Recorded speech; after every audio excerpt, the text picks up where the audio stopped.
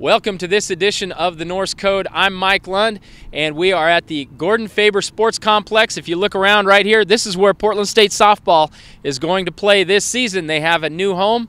In a moment, we'll talk with head softball coach Barb Sherwood and find out all about the softball team. In the meantime, let's get to the news. First, we begin today with a big announcement that Portland State Athletics made last Friday.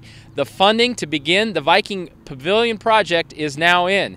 You can go to govikes.com for more information about the Pavilion project and watch later this week at govikes.com. We'll have a video interview with new athletic director Mark Roundtree all about it.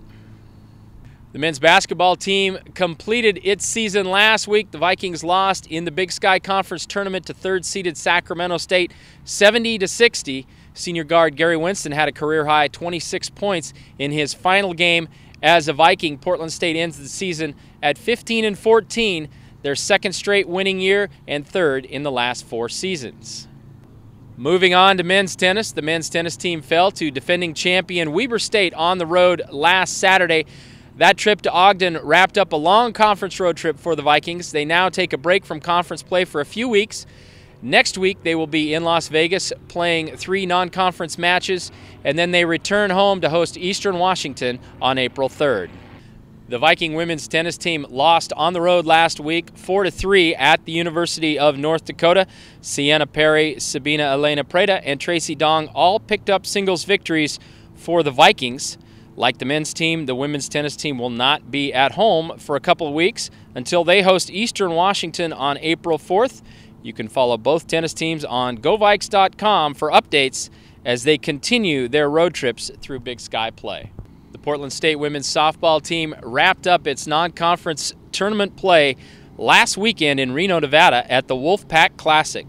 The Vikings did pick up a 6-2 victory against St. Mary's on Friday, with Aubrey Nitcham going 3 for 3 and getting a pair of RBIs in the game.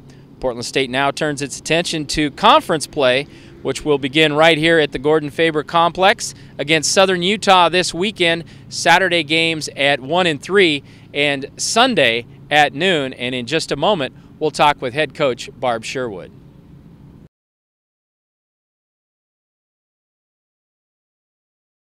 All right, we're here with Barb Sherwood getting ready for the home softball season at Gordon Faber Sports Complex. We're going to talk to Barb for just a moment about her team. The Vikings are at home this weekend. Saturday games at 1 and 3 p.m. and Sunday at noon against Southern Utah. Big Sky Conference matchups. But first of all, Barb, tell us a little bit about this new field. Portland State, I think for the first time ever, not playing at Irv Lynn Stadium. Now a new field here, and how exciting is that for your program? Oh, we're super excited. You know, the signage is going up, and Saturday there'll be even more signage. They've put in some bullpens for us, which is the first time that Portland State softball's had bullpens, which is super exciting. The sight lines from everywhere is going to be amazing. We expect big tailgating to be going on. So, you know, before you had to be in the stadium to be able to see some softball, you can be anywhere in the whole complex to be able to see our game. Well, that'll be great, and we would also let you know that admission is free to softball, so come on out, and you can get out here if it's a nice day, sit out in the grass, you can sit in the stands. It will be great to view, great sight lines all around. Now let's talk about the team a little bit. Last year, your first year at Portland State, you had a very young team, particularly with the pitching staff. Now in your second season, talk a little bit about how that team has matured from season 1 to season 2. Well, they were thrown into the fire pretty quickly. You know, they have a lot of experience under their belt now. You know, they're all a year stronger. They're all a year better. And then we added Kristen Crawford to the fold that came from Mount Hood Community College. She actually won the NWAC for them last year. She was MVP of the tournament. So. Okay, and tell us now a little bit. You've been all over the country playing in different tournaments.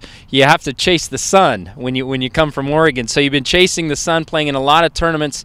And how has that prepared you? I know you've played all different levels, top 25 teams, all different levels all around the country. Well, honestly, we've played such a high caliber of ball in the preseason. It's totally prepared us, in my opinion, to play our conference. Even when you haven't heard of a team, they played in regionals last year. Utah Valley won their conference last year, and then Mercer was top 34 in the country. So literally everyone that we've played across the board has been a strong competition for us. What are some of the positives that you've seen? You can throw away wins and losses, but just some of the progress you want to see from your team. What are some of the positives you've seen so far in this opening month? Defensively, we've really started to gel. That was an issue the first weekend out. Defensively, we're very strong. That's probably one of our strong suits. Pitching-wise, we've thrown them against some pretty tough competition, so they're getting stronger and they're getting better. Offensively, we're a lot quicker than we were a year ago. And, you know, our walks are up compared to strikeouts from a year ago as well.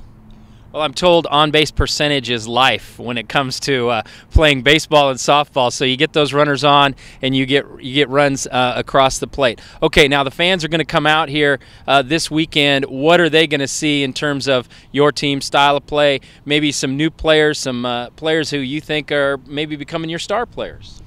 Well, Ashley Heath Smith is leading us in hitting right now. She's starting at shortstop for us. She's a junior college transfer. At third base, Raylene Palin is also a junior college transfer. Both of them have just really started to come into their own. They're hitting 1 and 2 in the order right now, so it's super exciting to have them. You know, as a whole, we're pretty athletic and we're pretty quick. Okay. Well, that's what you're going to see this weekend when you come out to Gordon Faber Sports Complex here at Hillsborough Stadium. You can watch the Vikings in their home opener, Southern Utah, 1 and 3 p.m. on Saturday and on Sunday at noon.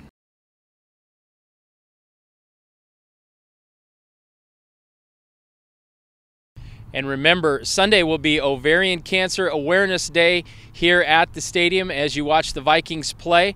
And that's it for the Norse Code. We thank you for watching again this week.